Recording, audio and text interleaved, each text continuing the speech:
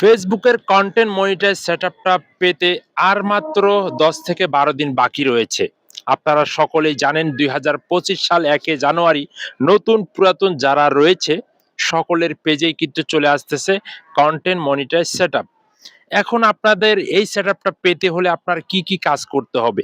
আপনারা কি জানেন? ভাই যদি না জানেন, আজকের এই ভিডিওটা একটু লক্ষ্য করেন, আজকের ভিডিওটা একটু কন্টিনিউ করেন। বিশেষ করে আমার পেজে যারা নতুন জয়েন হচ্ছেন, ভাই আমি আপনাদেরকেই বলতেছি, এই কাজগুলা আপনারা অবশ্যই ধরে রাখবেন। তাহলে কিন্তু আপনি পেয়ে যেতে পারেন কনটেন্ট মনিটাইজ সেটআপ। যেহেতু এই সেটআপটা আমাদের ২০২৫ সালের আগেই কিন্তু 1 মিলিয়ন মানুষকেও কিন্তু অলরেডি দিয়ে দিয়েছে ফেসবুক নিজে থেকেই, যাদেরকে ভালো লাগছে তাদেরকে দিয়ে দিয়েছে। এখন আপনাকে দেয় নাই, আমাকে দেয় নাই, আরেকজনকে দেয় নাই। তো আমরা এখন কি কাজ করতে পারি? ফেসবুক কি কাজ করতে বলেছে? সো সেটাই কিন্তু আজকের এই ভিডিওতে আমি তুলে ধরতেছি। আশা করছি ভিডিওটা একটু কন্টিনিউ করবেন। সো দেখুন, ফেসবুক কনটেন্ট মনিটাইজ সেটআপটা পেতে হলে আপনাকে ১ম যে কাজটা করতে হবে, আপনার পেজ বা প্রোফাইলটা ফ্রেশ রাখতে হবে। একদম সম্পূর্ণ ভালো রাখতে হবে। সেখানে কোনো সমস্যা থাকলে সেই সমস্যা সমাধান অবশ্যই আপনারা করে নিবেন।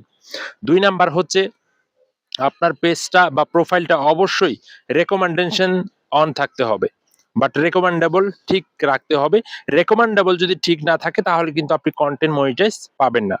রেকমেন্ডেবল আপনারা কিভাবে চেক করে সেটাও কিন্তু জানেন। আপনার পেজটা রেকমেন্ডেবল আছে কিনা সেটা অবশ্যই আপনারা চেক করবেন। আর ৩ নাম্বার হচ্ছে, আপনাকে অবশ্যই সেখানে অরিজিনাল কনটেন্ট প্রতিনিয়ত আপলোড করতে হবে। এখন অরিজিনাল কনটেন্ট কি? এই যে আমি যে ভিডিওটা তৈরি করতেছি, এইটা হচ্ছে অরিজিনাল কনটেন্ট। নিজের ভয়েস, নিজের কনটেন্ট।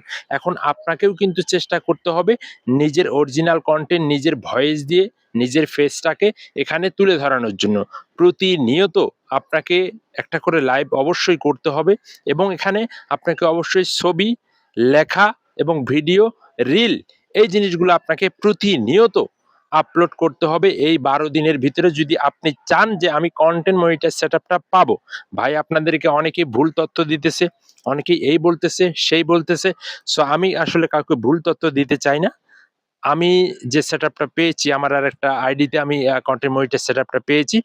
অবশ্যই আমি এই মানে আইডিতে যে সমস্যাগুলা ছিল সেগুলো সমাধান করার পরেই কিন্তু কনটেন্ট মনিটাইজ সেটআপটা আমি পেয়েছি।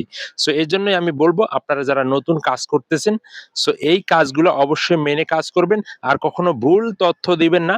আপনার পেজের বা প্রোফাইলের যদি ভিডিওগুলাতে ভুল কোনো তথ্য থাকে, যেমন আপনি একটা কথা বলতেছেন আর টাইটেল দিছেন একরকম, কথা বলতেছেন আরেক রকম, থাম্বনেইলে দিছেন আরেক রকম। অর্থাৎ তিনোটাই কোনোটার সাথে কোনোটা মিল নাই। তো এরকম থাকলে কিন্তু আপনাকে কনটেন্ট মনিটাইজ সেটআপটা নাও দিতে পারে। সো এগুলা যদি থাকে অবশ্যই দেখবেন, দেখার পর সম্পূর্ণ পেজ বা প্রোফাইলটা ফ্রেশ রাখবেন, ঠিকঠাক রাখবেন। ইনশাআল্লাহ আপনি কিন্তু পেয়ে যাবেন। ঠিক আছে? ধন্যবাদ সকলকে।